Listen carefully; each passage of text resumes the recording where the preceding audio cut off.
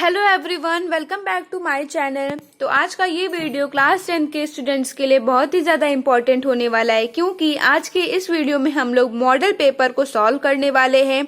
और भी model papers मैंने अपने चैनल पे सॉल्व करवाए हैं, तो प्लीज़ जाके देखिए और उनको अपने आप से सॉल्व करने की कोशिश करिए। तो चलिए फिर वीडियो को स्टार्ट करते हैं बिना टाइम वेस्ट किए। और आप लोगों को वीडियो कैसा लगता है, प्लीज आप अपने फीडबैक मुझे कमेंट्स में बताते रहिएगा। और आपको किस किस टाइप के वीडियोस चाहिए वो भी आप मुझे कमेंट्स करके बता सकते हैं। तो चलिए हम स्टार्ट करते हैं। तो जैसा कि आप सभी को पता है कि एग्जाम हमको टाइम मिलता है 3 घंटे 15 मिनट। तो 15 मिनट आपको इंक्लूड नहीं मान के चलना है, ठीक है। तो आगे पहला प्रश्न हम लोग का आता है कि आपको 4 कथन दिए जाएंगे। इनमें में से जो कथन सही होगा उसको आपको टिक लगाना है, आपकी अपनी कॉपी पर मतलब लिखना है। तो राम प्रसाद निरंजनी ने प्रेम सागर ग्रंथ लिखा था। दूसरा है भारतेंदु आधुनिक हिंदी साहित्य के जनक थे, या फिर इसको ऐसे भी कह सकते हैं कि भारतेंदु हरिश्चंद्र को हिंदी गद्य साहित्य का जनक माना जाता है। तीसरा है कौशिक ने रामचरितमानस महाकाव्य की रचना की। चौथा है पूर्ण सिंह प्रसिद्ध कहानी लेखक थे। तो इन चारों कथनों को पढ़कर आपको पता चल रहा होगा कि जो सेकंड कथन है वो आपका सही है, यानी कि जो भारतेंदु आधुनिक युद्ध हिंदी साहित्य के जनक थे। इस टाइप का एक आपका क्वेश्चंस भी आते हैं, पूछे भी जाते हैं। चलिए हम आगे बढ़ते हैं। खा है जिसमें आपको बताना है कि 4 कृतियां यानी कि 4 रचनाएं आपको दी जाएंगी। उनमें में से किसी एक रचना के रचनाकार का आपको नाम लिखना है। तो जो इम्पोर्टेंट लेखक हैं और उनकी इम्पोर्टेंट रचनाएं, ये अलग से मैंने वीडियो बनाए हैं, अपने चैनल पे अपलोड किए हैं, तो आप लोग वहां इजी तरीके से रचनाएं को याद कर सकते हैं। तो पहला है हमारा जड़ की बात। जड़ की बात के जो लेखक है वो हैं जैनेन्द्र कुमार जी। आगे बढ़ते हैं अर्धनारीश्वर। अर्धनारीश्वर के जो हैं रामधारी सिंह जी हैं, जिनको दिनकर भी कहते हैं। तीसरा है क्या भूलूं का याद करूं। इसके जो रचनाकार है ये आप सभी को पता होगा कौन है, हरिवंश राय बच्चन जी। तो हरिवंश राय बच्चन जी की कुछ ही जो रचनाएं हैं बहुत मोस्ट इंपॉर्टेंट मानी जाती हैं। एक आपका तो यही हो गई। दूसरा है नीर का निर्माण फिर, और तीसरी जो है मधुशाला। ये तीनों की तीनों रचनाएं मॉडल पेपर्स में और एग्जाम पेपर्स में आती ही हैं, तो आपको याद जरूर करना है। चौथा है कल्पलता। तो इसके हैं हजारी प्रसाद द्विवेदी जी। आगे बढ़ते हैं। गा प्रश्न हमारा आता है इतिहास के पन्नों पर किस विधा पर आधारित है। मतलब आपको ये रचना दी गई, इसमें बताना है कि ये कौन सी विधा है। तो इसका आंसर है इसके आलोचना, यानी कि ये आलोचना विधा की रचना है। और दूसरा इसके जो लेखक है वो भी आप याद कर लीजिए, भगवत शरण उपाध्याय जी इसके लेखक है, ठीक है। घ प्रश्न है सरस्वती पत्रिका के प्रसिद्ध संपादक का नाम लिखिए। मोस्ट इंपॉर्टेंट क्वेश्चन है, काफी पेपर में आता है कि सरस्वती पत्रिका के संपादक का नाम लिखे, तो आपको याद रखना है महावीर प्रसाद द्विवेदी जी हैं, ठीक है। आगे है ठलुआ क्लब के लेखक का नाम लिखिए। मोस्ट इंपॉर्टेंट रचना है, ये आपको याद रखनी है कि इसके जो लेखक हैं वो हैं गुलाब राय जी। सेकंड क्वेश्चन पे बढ़ते हैं। उसका क्या है प्रयोगवादी कविता की किन्हीं 2 विशेषताओं का उल्लेख कीजिए। यानी कि प्रयोगवादी कविता की आपकी 2 विशेषताएं बतानी है। तो पहला है हमारा विद्रोह का स्वर, यानी कि इनकी हमेशा जो विशेषताएं हैं कि इसमें हमेशा विद्रोह की बात करते हैं। दूसरा है बौद्धिकता की प्रधानता, ठीक है। खा प्रश्न की बात करते हैं द्विवेदी युग के 2 महाकाव्यों के नाम लिखिए।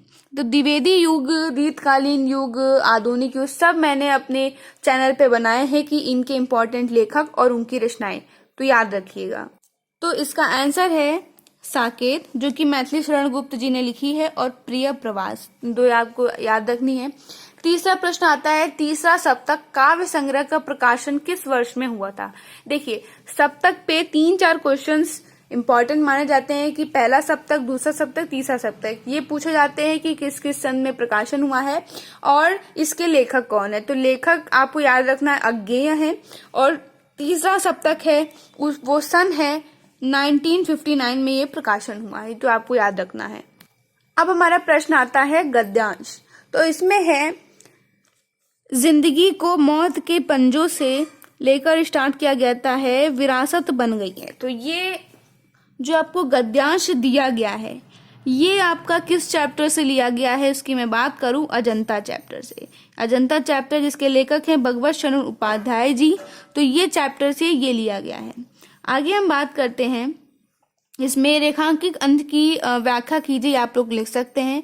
और संदर्भ लिखने को आता है तो मैंने अपने चैनल पे आप सभी को बताया है कि संदर्भ हम लोग किस तरीके से लिख सकते हैं, तो वो भी आप लोग देख सकते हैं, जिससे आपकी कॉपी अट्रैक्टिव बनेगी।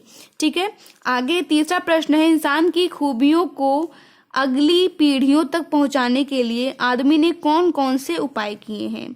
तो आप इसका आंसर क्या करेंगे, इसी में से इसको पूरा पैराग्राफ को पढ़ेंगे और वहीं से आंसर छुपा रहता है। तो इसका आंसर है, इंसान की खूबियों की कहानी सदियों बाद आने वाली पीढ़ियों तक पहुंचाने के लिए आदमी ने चट्टानों पर अपने संदेश खोदे, तारों से ऊंचे, धातुओं से चिकने पत्थर में खंबे खड़े किए, तांबे और पीतल के पत्थरों पर अक्षरों के मोती बिखेरे।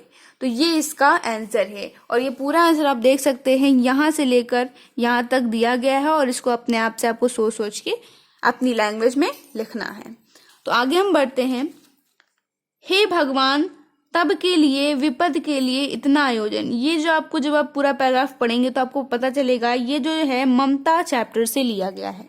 ठीक है, क्योंकि आपको याद रखना है, मैंने आप सभी को बताया है कि ममता चैप्टर और जो मित्रता चैप्टर है ये आपको जरूर पढ़ के जाना है, ऑप्शनल में ये आ ही जाता है। तो इसके लेखक हैं जयशंकर प्रसाद जी, इसके लेखक हैं।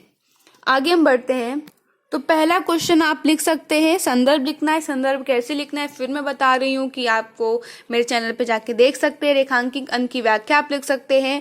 और तीसरा है प्रश्न है, विपद के लिए इतना आयोजन, यहाँ इतना आयोजन के द्वारा किस आयोजन की बात की गई है। तो पूरे पैराग्राफ को आप पढ़ेंगे तो आपको आंसर मिल जाएगा कि ममता के भविष्य की चिंता करते हुए उसके पिता चूड़ामणि ने उसे 10 थाल भरकर सोना उपहार में दिया। चूड़ामणि का यह सोना उत्कोच के रूप में प्राप्त हुआ था। चूड़ामणि के इसी उत्कोच की बात इतना आयोजन के द्वारा की गई है। तो आप जब पढ़ेंगे इसका आंसर आपको पैराग्राफ में मिल जाएगा। तो आपका आज का ये वीडियो कैसा लग रहा है प्लीज कमेंट में जरूर बताते रहिए, इससे मुझे भी थोड़ा सा मोटिवेशन होता रहे और अच्छे से अच्छे वीडियोस मैं आप सभी के लिए लेते आती रहूं।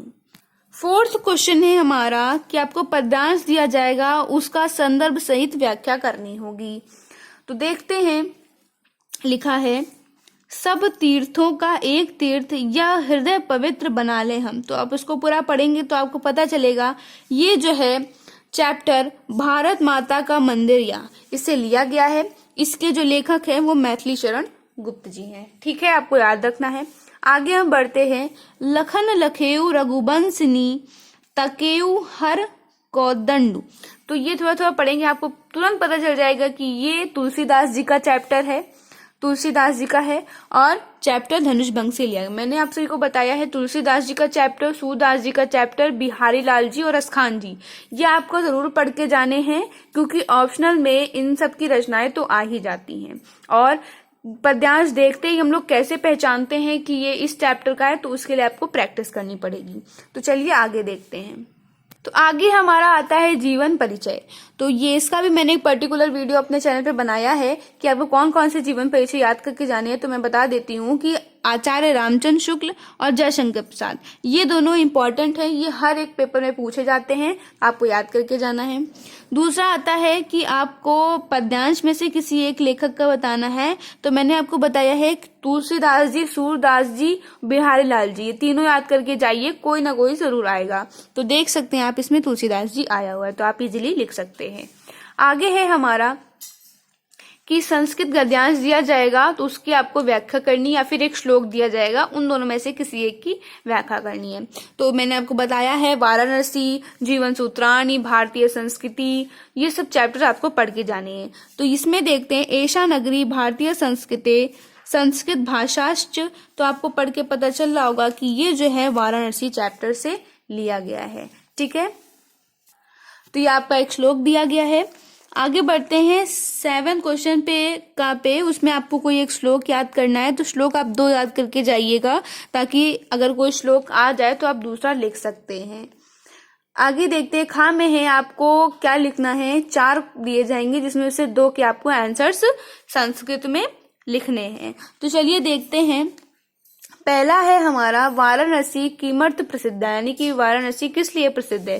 तो आपको पता होना चाहिए कि वाराणसी विद्या, दर्शन, साहित्य, धर्म, कला, शिल्पार्थ प्रसिद्धा अस्ति, यानी कि वाराणसी इन सारी चीजों के लिए फेमस है।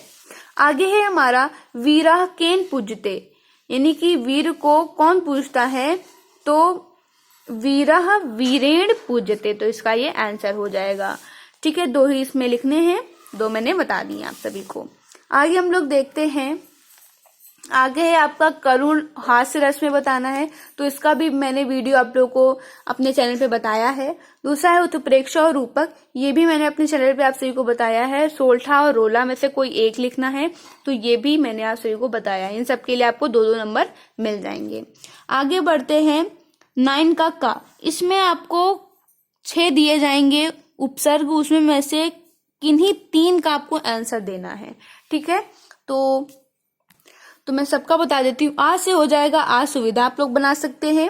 अधि से अधिकार, अनु से अनुमान, सह से सहयोगी, अभि से अभिमान और उप से उपकार।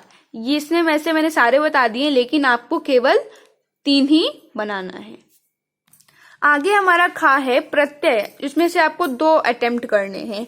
आई से हम लोग पढ़ाई बना सकते हैं, त्व से महत्व बना सकते हैं, पन से बचपन, और वा से बुलावा, पढ़ावा, लिखावा, और वट से सजावट, ता से कविता, मधुरता, ये सब आप बना सकते हैं। गा में आपका दिया गया है कि 2 के विग्रह सहित समास के नाम लिखिए, यानी कि आपको 4 दिए जाएंगे और इसमें आपको क्या करना है, 2 को अटेम्प्ट करना है। तो देखते हैं, इसमें आपका है चराचर। तो चराचर का मतलब होता है चर और अचर, ये जो है आपका द्वंद्व समास है। आगे है चौपाया, तो चौपाया का मतलब है 4 पायों वाला। इस देखिए, जब भी किसी संख्या की बात की जाए समास में तो आपका द्विगु समास होता है, और इन सब चीजों को लगाकर अगर बनता है या डैश लगाकर बनता है तो वो आपका द्वंद्व समास होता है। ठीक है, तीसरा है राजा रानी, तो इसका बन सकता है राजा और रानी। और सप्त ऋषि का बन सकता है 7 ऋषियों का समूह, ये आपका द्विगु समास है। आगे हम बढ़ते हैं। घ जो हमारा पूछा गया है कि 2 शब्दों के तत्सम रूप लिखिए, यानी कि आपको 6 दिए गए हैं और इसमें से 6 में से किसी 2 के आपको बना के लिखना है। तो देखते हैं। घर का आपका होता है ग्रह, अमावस का होता है अमावस्या, अंगूठे का होता है अंगुष्ठ, और चना का होता है चणक, कुआं का होता है कूप, और बहन का होता है भगनी। ये आपको याद रखना है। मैं फिर से आप सभी से कहूंगी, वीडियो कैसा लग रहा है प्लीज कमेंट्स में बताते रहिए। बाकी आगे बढ़ते हैं।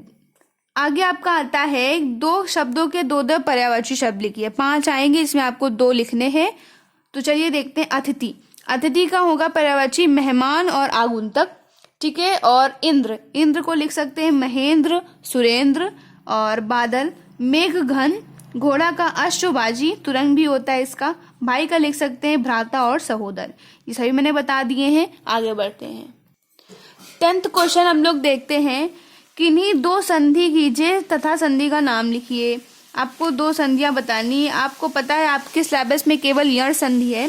तो आगे देखते हैं। पितृ प्लस आदेशा, इसका हो जाएगा पित्रादेशा। मधु प्लस अरि, इसका हो जाएगा मध्वरी। और प्रति प्लस एकम, इसका हो जाएगा प्रत्येकम। अभि प्लस उत्तरम, इसका हो जाएगा अभिउत्तरम। ठीक है, ये आप प्रैक्टिस करिए, खुद से बनाने की कोशिश कीजिए, तभी आप क्वेश्चन को सॉल्व कर पाएंगे। ख की हम बात करते हैं। इसमें आपको क्या है कि चतुर्थी विभक्ति बहुवचन में आपको लिखना है। तो मधु का अगर हम बात करें तो इसका है चतुर्थी विभक्ति बहुवचन में मधुभ्य। नदी का है नदीभ्य। फल का है फलेभ्य, और मति का है मतिभ्य। ठीक है, ये इसके आंसर से आपको पता है आपके सिलेबस में मधु, नदी, फल और मती ये 4 आ रहे हैं। ठीक है, आपको याद रखना है। अब धातु रूप की अगर हम बात करें, धातु रूप में 2 ही आपके सिलेबस में, एक पठ में है और एक हस में है। तो उसमें पूछा गया है कि पठाओ आपके किस धातु का है, लकार, पुरुष, ये सब आपको बताना है। तो इसमें जो पठाओ की अगर हम बात करें तो ये आपका पठ लकार से है, पठ धातु से है, लोट लकार है, इसका उत्तम पुरुष लिया गया है और ये द्विवचन है। ठीक है, हसामा पूछा गया है आपसे क्वेश्चन में, तो हसामा का हस धातु से है, लट लकार है, उत्तम पुरुष बहुवचन है। तो इसी तरीके से आपको पेपर में लिखना है। आगे है कि आपको 4 ऑप्शंस दिए जाएंगे, उनमें से कोई से आपको 2 को चूज करना है और उसका संस्कृत में अनुवाद लिखना है। ठीक है, तो है हम दोनों मिलकर गाएंगे, इसका होगा आवाम मिलित्वा गाश्यावा। ठीक है, दूसरा है तुम अपना कर्तव्य करो, इसका हो जाएगा तुम स्वकर्तव्यम कुरु। तीसरा है विद्या सभी धनों में श्रेष्ठ है, इसका आपका बनेगा विद्या सर्वेषु धनेषु श्रेष्ठतम अस्ति। चौथा है वह पैर से लंगड़ा है, तो सह पादेन खंजा अस्ति। तो ये आपका संस्कृत में अनुवाद है। आगे बढ़ते हैं, आपका 6 नंबर में पूछा जाता है निबंध। तो निबंध मैंने आप सभी को इसका वीडियो बनाया है, कौन कौन से निबंध आपको याद करके जाने हैं। ठीक है, तो इसमें पर्यावरण है, वृक्षारोपण है, जीवन में खेलकूद का उपयोगिता है, कोरोना है और कंप्यूटर है। ठीक है, आप इसकी अच्छे से हेडिंग्स बनाने की कोशिश कीजिए और पेपर में अच्छे से लिखिए। आगे आपका 3 नंबर में पूछा जाता है खंड काव्य, जिसे हम लोग मुक्ति दूत भी कहते हैं। मतलब हर एक डिस्ट्रिक्ट में सबका अलग अलग चलता है, तो आपकी डिस्ट्रिक्ट में जो भी चलता हो खंड काव्य, आप उसको याद करके जाइए। अच्छे से उसका चरित्र चित्रण याद कीजिए, सर्ग होते हैं उन सर्गों को अच्छे से याद कीजिए और अच्छे से पेपर दीजिए। तो फिर से मैं कहूंगी आप लोगों को ये वीडियो कैसा लग रहा है प्लीज मुझे बताइए कमेंट्स करके, क्योंकि बहुत मेहनत करके आप लोगों के लिए वीडियो बनाते हैं, तो एक फीडबैक तो बनता है आप सभी का। और प्लीज शेयर जरूर करिए ताकि ये वीडियो यूजफुल है, ताकि और भी इस वीडियो का लाभ उठा पाए। तब तक के लिए मैं चलती हूँ और फिर मिलते हैं एक अच्छे से वीडियो के साथ।